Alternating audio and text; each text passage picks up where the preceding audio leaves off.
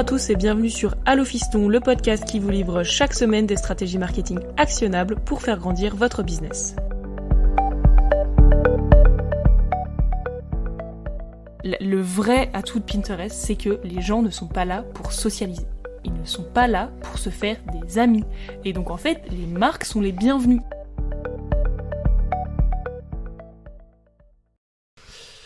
Salut à toutes les petites daronnes, salut à tous les petits darons.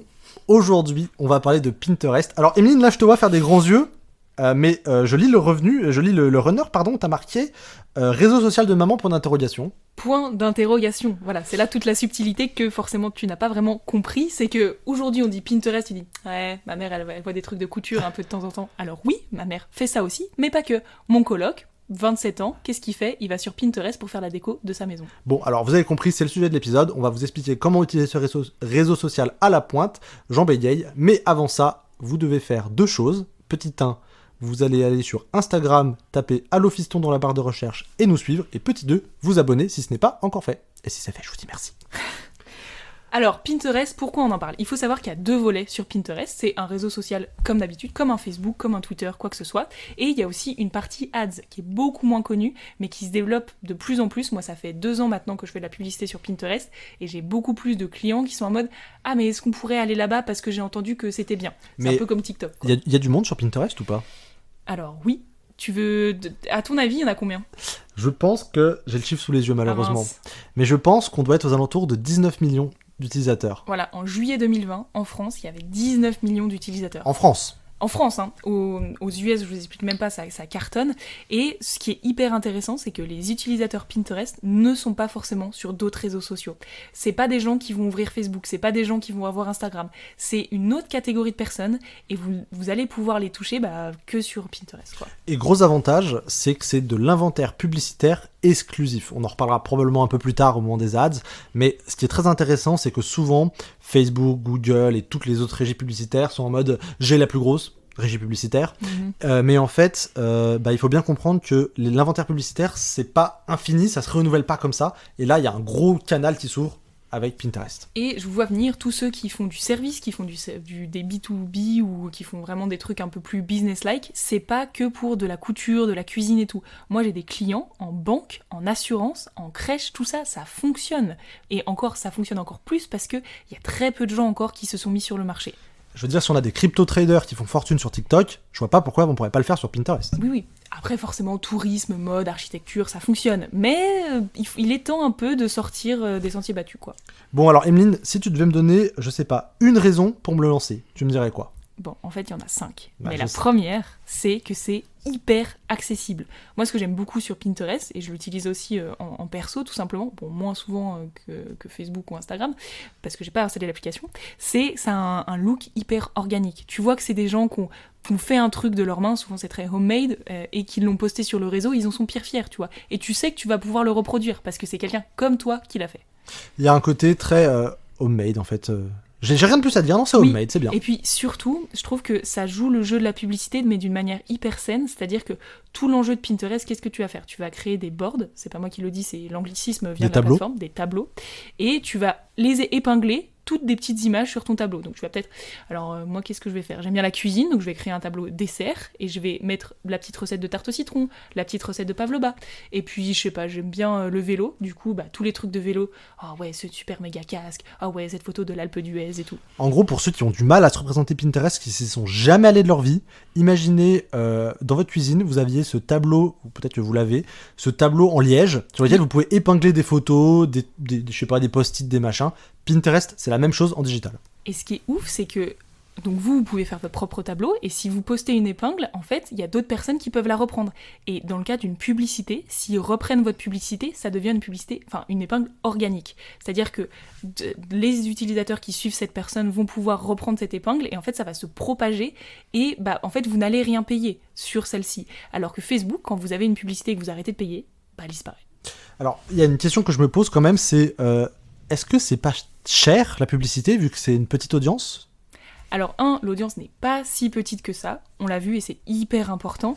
Et 2, non, parce qu'en fait il y a moins de monde, donc mécaniquement parlant, c'est pas non plus les enchères et tu vas avoir du lead à genre 1 centime, tu vois, mais c'est plus facile de vous faire connaître aujourd'hui sur Pinterest que sur Facebook. Disons que c'est toujours une histoire d'offre et de demande, et donc du coup, il y a encore moyen de se positionner parce qu'il n'y a pas trop de concurrence. Oui, et puis tester, c'est comme tout, si ça se trouve, Pinterest, c'est pas le truc pour votre marque, mais peut-être que ça va la faire décoller. Moi, je travaille en ce moment pour une boîte de bijoux, ça fonctionne plutôt pas mal.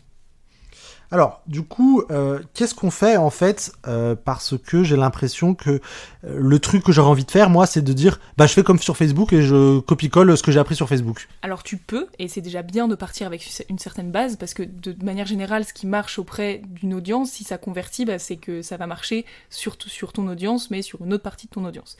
Mais il y a je trouve ce qui est hyper intéressant, c'est que tu as une vraie stratégie de contenu derrière. Tu peux avoir différents tableaux, proposer à chaque semaine avoir une nouvelle épingle, et les gens peuvent s'en servir, peuvent la relayer, la mettre sur leur tableau, etc. Et donc, c'est pas méga chronophage, mais ça peut avoir des très très bons résultats.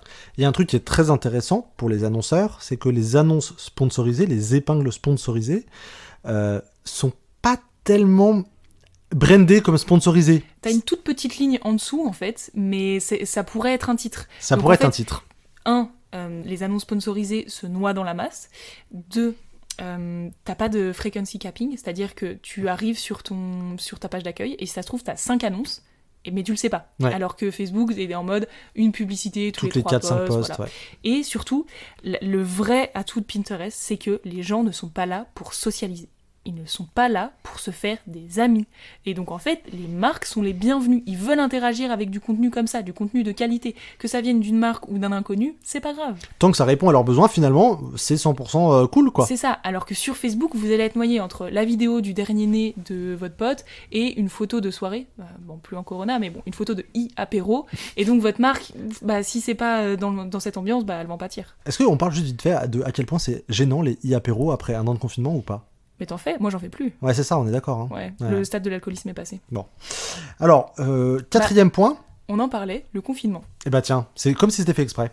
Pourtant non. Alors le confinement, pour moi, ça a été un vrai boost de performance. C'est-à-dire que les gens ne sortent plus, et qu'est-ce qu'ils veulent faire ? Et moi la première, on a envie de s'évader, on a envie de créativité, et on fait des plans sur la comète. Et en fait, Pinterest, c'est ça, c'est un réseau de découverte, et des gens anticipent vraiment. Et tous les annonceurs, moi j'ai travaillé aussi dans l'ameublement, nos campagnes pour Noël, on les commençait en septembre-octobre, parce qu'en fait, c'est vraiment au tout début du funnel. Ils veulent peut-être des idées de décoration, des idées de tutoriels, tout ça, des trucs à faire, mais ça va être hyper en amont. Alors moi, je fais un petit glissement comme ça, un petit drift, pour vous dire que si vous jamais la notion début de funnel, fin de funnel, c'est pas évidemment très clair, vous pouvez aller écouter notre épisode sur Tofu, Mofu, Bofu, les 3 stades du funnel, qui est dispo sur votre plateforme d'écoute favorite. Eh oui, alors, excellent Louis. Alors après cette coupure pub, je vous dirais que c'est moi ce que j'aime aussi beaucoup chez Pinterest, c'est qu'ils ont une catégorie tendance qui est méga fournie. C'est-à-dire qu'ils vous disent, alors là on a remarqué que nos utilisateurs, il y a eu ce mois-ci par rapport au mois d'avant ou par rapport à l'année d'avant, il y a 200 fois plus de recherches sur, mais des trucs de niche, des fois c'est une couleur, des fois c'est cocktail, party, pergola. Moi j'ai vu dans leur relevé de tendance de 2020, un truc qui buzz de fou, avis pour les dropshippers, c'est du thé pour bain. Des sachets de thé pour mettre dans ton bain. J'ai pas trop compris le délire. Boire l'eau du bain ? Non, c'est plus pour parfumer ton bain, tu vois, pour lui donner une sorte d'odeur ou je sais pas trop quoi, tu vois. Mais alors ça, on a l'impression que ça sert à rien, mais en fait, si vous arrivez à surfer sur cette vague avant tout le monde, banco. Banco. Je prendrai 10% de vos revenus. Alors, si on va sur le dernier point, ça va vous permettre de faire quoi finalement ? De toucher un nouveau public. On en parlait en début d'épisode. Moi, je prends l'exemple de ma maman. Ma maman est sur Pinterest parce qu'elle coud beaucoup, mais ma maman n'est pas sur Facebook parce qu'elle n'a pas envie. Elle n'a pas envie qu'on la fasse chier. Elle a juste envie d'être là pour ses trucs de couture. Voilà. Donc, vous allez toucher une autre population et surtout, vous allez pouvoir découvrir une autre catégorie de population. Je trouve que la plateforme de Pinterest s'améliore vraiment de jour en jour. Avant, il y avait beaucoup de trucs qui étaient qu'aux US. Maintenant, on a beaucoup plus de fonctionnalités. Le support est de plus en plus réactif, alors qu'au début, c'était compliqué. Et ils ont ce qu'on appelle un calculateur d'affinité. C'est-à-dire que vous allez... je sais pas, vous faites nous aujourd'hui on est en Suisse, je vais dire autour de Genève, je vais proposer de la pub à tout le monde, et après il va vous dire, mais en fait, toi tu proposes des trucs de bijoux, et en fait j'ai remarqué que les gens qui aiment aussi la catégorie finance, ils ont 4 fois plus d'affinité avec ton audience que le reste. Bon alors, ce qui est vraiment cool, c'est que tu me parles de pas mal de choses assez stylées pour faire des ads. Ça y est, tu m'as convaincu. Maintenant, je fais quoi pour lancer ma première campagne, en fait, concrètement, là? C'est le moment, prenez un carnet, un stylo, parce que la main c'est mieux, vous vous en souvenez plus que sur votre téléphone, puis sur téléphone il y a toutes les notifications, donc le faites pas. Prenez un papier, un stylo, et vous allez noter comment lancer sa première campagne Pinterest en 10 minutes top chrono. Ce que je recommande, c'est de commencer par une campagne de trafic, pas par une campagne de conversion, parce que vous allez voir ce qui marche pas, et vous allez valider l'intérêt, en fait. Donc vous commencez par une campagne de trafic. Disclaimer ici, on est sur des cycles longs, et donc, alors je vais pas rentrer dans les termes techniques de fenêtre d'attribution, mais au bout vous allez pouvoir analyser la data au bout d'une semaine, 10 jours. D'accord. Minimum. Ça c'est important parce que souvent on peut se mettre dans un peu un retour d'expérience et les clients, les annonceurs, parfois ils sont en mode au bout de 2 jours j'ai pas des bons résultats, je coupe tout. Alors non, parce qu'en fait, au bout de 2 jours, vous n'allez pas avoir de résultats, parce que c'est le temps que la donnée remonte, puis on est sur des cycles d'achat beaucoup plus longs, donc attendez, voilà, 7-10 jours minimum. Bon, une fois que c'est fait, comment vous allez? Donc vous allez dans votre éditeur de campagne, qui est-ce que vous targetez?